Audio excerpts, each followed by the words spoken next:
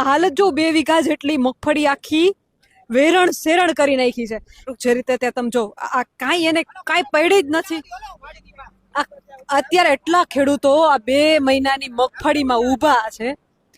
2 મહિનાની મગફળીમાં આ ખેડૂતો બેઠા છે. એને કશી કાંઈ પડી નથી. આમ ઊભા પાકમાંથી જેસીબીઓ જાય છે. તમે વિચાર તો કરો, ઊભા પાકમાંથી જેસીબીઓ કાઢે છે. અને આ માંડવીની હાલત જો તમે, આ મગફળીની હાલત જો, આ 2 વીઘા જેટલી જમીન, આપણે એક અરુણું એ ખોટું મગફળીનો એક છોડવો વયો જાય ને તો એટલો જીવ બરે.